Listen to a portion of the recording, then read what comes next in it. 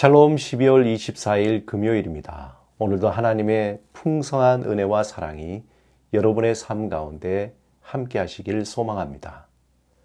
오늘 하나님이 우리에게 주신 말씀은 마태복음 2장 9절에서 12절 말씀입니다.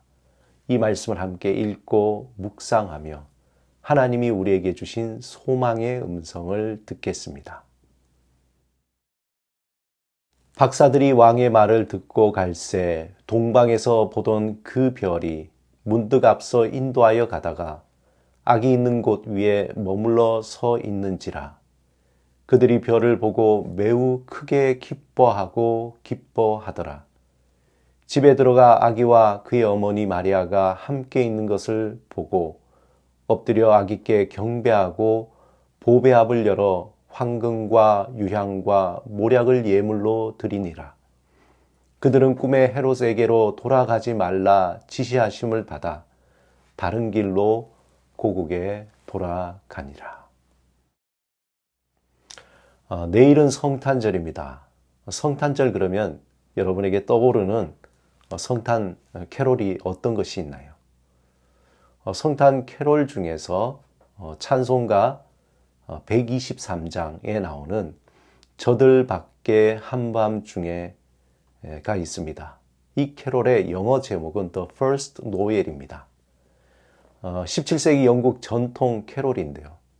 이 곡에 1883년과 1871년에 이 곡이 편곡되어서 지금 형태로 불려지게 되었습니다. 그런데 여기에서 노엘이라는 뜻이 궁금하지 않습니까? 이 노엘이라는 뜻은 프랑스 고의 나엘에서 왔습니다. 이 말의 뜻은 라틴어 나탈리스에서 왔는데 그 뜻이 탄생이라는 뜻입니다. 현재 의미는 기쁨의 소식을 외치다 라는 뜻으로 받아들여지고 있습니다. 한마디로 예수님의 탄생의 기쁜 소식을 전한다 라는 말이죠. 오늘 본문 마태복음 2장 9절에서 12절에 보면은 성탄절의 그 의미에 대해서 좀 더 자세하게 설명하고 있습니다. 그 당시 아시아 고대 문화사에서 미래의 이상적인 세계 통치자에 대한 기대가 사람들에게 널리 퍼져 있었습니다. 이러한 통치가 나타날 때에 하나의 징조가 있었는데 그것이 별들에 대한 이상한 징조였습니다. 이러한 당시 퍼져 있는 현상들과 함께 예수님의 탄생은 유대인들에게 오랫동안 메시아가 올 것이라는 예언이 이루어지는 순간이었습니다. 이러한 정황 속에서 동방박사, 다시 말해서 이방 민족의 대표자로서 동방의 지혜 있는 자들이 하나님께 경배하러 왔습니다. 그들은 마치 하나님께 경배하듯이 아기 예수에게 자신의 몸을 완전히 엎드려 존경을 표하는 행동을 한 것입니다. 그런데 이때 동방박사들은 자신들이 가지고 온 예물을 아기 예수께 드립니다. 그 예물이 황금과 유향과 모략입니다. 오늘 본문에서 동방박사들이 아기 예수의 탄생을 보고 멀리 동방에서 모든 위협을 무릅쓰고 찾아와 예수님께 예물을 드렸습니다. 이것은 하나의 상징으로 보여주는 장면입니다. 마치 앞으로 세계를 다스릴, 온 우주를 다스릴 왕의 탄생 앞에 거룩한 예식을 행하듯이 자신의 고유한 예물을 들고 와서 경배하는 장면입니다. 이 상징은 바로 아기 예수가 유대인들에게 뿐만 아니라 세상의 모든 나라가 고대하는 왕, 구원자의 탄생임을 극적으로 보여주는 것입니다. 예수님의 탄생은 빛을 잃은 이 땅에 슬픔과 고통과 절망 속에 살다가 결국 죽음이라는 마지막 종착역에 이를 수밖에 없는 그 인간을 구원하시기 위해 오신 어린 양입니다. 그 어린 양은 이런 세상에서 살아가는 인간을 구원하시기 위한 바쳐질 희생제물로 이 땅에 오셨습니다. 그러기에 동방박사는 이제 태어난 아기 예수에게 놀랍게도 장례에 사용될 물건인 몰약을 예물로 가져온 것입니다.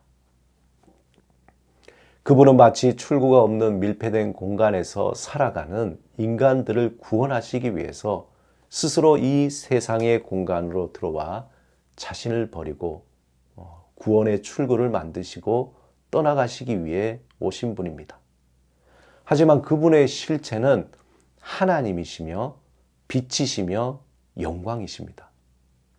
하나님의 바로 이 아기 예수를 통해서 하나님의 은혜와 진리를 보여주시고 죄에 빠진 인간, 죽음에 이르는 병에 걸린 인간을 구원하시기로 예정하신 것입니다. 이 예수님은 이 땅에 태어나 묵묵히 자신의 길을 걸어가셨습니다. 세상에 속하지 않았지만 세상에 속해서 살아가신 예수님. 인간을 구원하시기 위해서 참된 인생의 의미가 무엇인지, 참된 삶의 길을 알려주시기 위해서 이 땅에 오셔서 묵묵히 홀로 그 길을 걸어가셨습니다. 자신에게 주어진 어떠한 유혹과 고난에도 불구하고 그것에 빠지지 않고 그것에 침몰하지 않고 묵묵하게 살며 그 길을 홀로 가셨습니다. 그리고 마지막 그 길의 끝에는 십자가가 기다리고 있었습니다. 그 십자가에 달려 죽으시고 3일 만에 부활하셔서 구원의 길을 완성하셨습니다. 사랑하는 여러분, 주님은 이제 우리에게 그 길을 오라고 초청하고 있습니다. 세상의 길이 아닌 주님이 걸어가신 그 길로 오라고 초청하십니다. 이 땅에서 그 길은 화려하거나 추앙받거나 사람들에게 인정받는 것이 아니라 오히려 고난과 시련과 인내의 길이지만 그 길로 오라고 말씀하십니다. 화려한 세상의 길은 결국 멸망이지만 주님 가신 이 고난의 길은 결국 부활의 소망이라는 것을 말씀하십니다. 잠시 있다가 사라지는 안개와 같은 이 세상에서 주님이 가신 그 길, 홀로 가신 그 길이 참된 길이라는 것을 세상에 오신 아기 예수님을 통해 다시 한번 말씀하고 계십니다.